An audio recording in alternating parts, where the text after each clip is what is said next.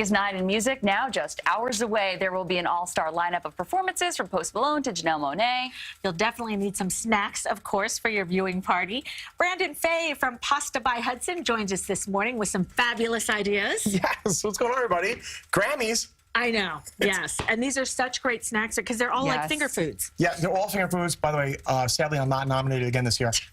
We're trying for next year. Get them next year. It's going to be Post Malone and Brandon, some kind of duo. So fun stuff here. Smells great. And so I did a cool, nice twist on spinach and artichoke dip. Right. Do you like brie cheese? I love brie cheese. Who doesn't? Awesome. So if you go to like your local cheesemonger, like your cheese purveyor, you get some brie wheel right there. So that's a 2-pound wheel. And it's really fun. What I did was instead of doing your spinach and artichoke dip inside like a bowl, which you could do also, we put it inside the brie wheel. Will you help me cut that up? Yeah, so we're like cutting. Yep. I like. Here, we're fake cutting. Thank you. Should I just eat that? Yep, fake cutting. Fake cutting. So this is me cutting all the brie out of the middle. Quite the, aren't I? I'm pretty magic. I want you to sit into that before there we go. Like, I'll do all Quite this the cutlery expert. Yes. Awesome. So then once you take, and by the way, so all of that cheese that you take out of the wheel and you hollow it out, you can actually reserve that and put it inside the mix. And you can top it on top. You can save it for bread toast later, which we can talk about. Because brie is awesome, so nothing goes to waste. Right now over here, so that's a standard mixture, right? What I do is I get a little bit of cream cheese, a little bit of sour cream, right? Some artichokes, some fresh spinach, right? You can kind of throw anything in there, some seasoning, spice it up, some red hot pepper flakes, and then you just fill the inside of your brie wheel and you go to town. Now, one of two things. You can cook that first in the oven and then transfer it into your brie wheel, or you can actually just cook it in the brie wheel and just know it might melt a little bit and not hold as well, but either or. There's no rules. How long do you cook it if you cook it in the brie wheel? About 5 to 10 minutes on 400 or 500. And you know what? You take it out, test it a little bit, make sure it's cooked through, right? You're looking for that nice, warm, melty sensation. And red pepper flakes, that's unique. I'm going to spice it up, right? Yeah, I like that. And I left out one of my favorite things, which is Parmesan cheese. So at the very end, right, you just take that Parmesan cheese and you just go to town and just sprinkle that right on top. Right? Whoa. Sorry. There we go. Cindy loves Parmesan cheese. I forgot about that. Oh, man. Note You should go to town. I went to town. Bring a lot of Parmesan cheese. Boy. Right, and that's all. So you should, and then you could serve that with over here with garlic toast, which brings me to my next favorite thing. I think garlic toast is the most underrated food ever. It should be its own food category. I know. So this is just a ciabatta or any kind of bread you find, right? And also I love just like kind of like going stale kind of bread, because I love it nice and crunchy and hard. So we can get a little bit of olive oil. Why don't you help me build that? Which so is over there. Okay. Yep, and we can throw then some butter on. Okay.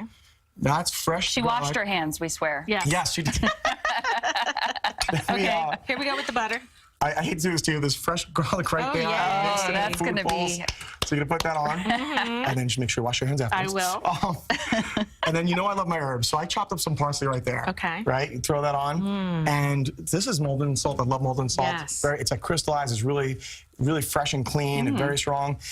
Now with this, the more butter, the more olive oil, the better. When it comes to my garlic toast, I like it soaking and sogging through, and then I just put it in the oven. I put it on like a high temperature for about 5 to 10 minutes, 500 degrees. Comes out nice and crispy. And what's really cool about garlic toast, if you leave your oven on 140, like for the rest of the, for the afternoon until your friends come over, you can just keep it loaded in there. And it'll just, especially with all that butter and olive oil, and it stays warm. Because you ever get to a party and you're like, it's cold. If they have garlic toast, it's cold. Look, why don't you grab a fresh piece over there? That garlic toast right there. here. Okay.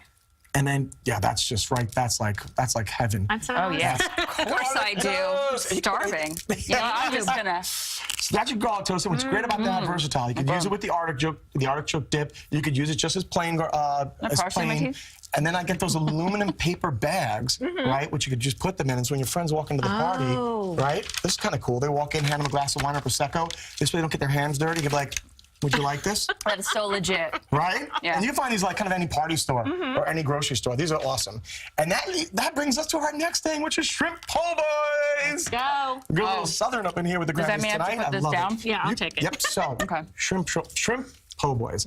Some people can be intimidated by making shrimp. To be honest, you can just go to your local grocery store, buy frozen coconut shrimp if you want. But if you want to make it, we could teach you how to do that really quickly. But so essentially, you can get some buttermilk, which just makes it really nice and flavorful. Like if there was like a picture of buttermilk, it'd be like a picture of me. It's like buttermilk is like tons of flavor, and it tenderizes the food really well. And then over here, we just got some cornmeal, and you got some coconut flakes. Do I dip it in there? You could hit this really quick right over here. Oh, put that on there? Yeah, you can actually either or. Take the shrimp, put it right in there. And then flip it over. Right in boom, here. boom, boom. Just like that. And then you're going to do a quick dip in there.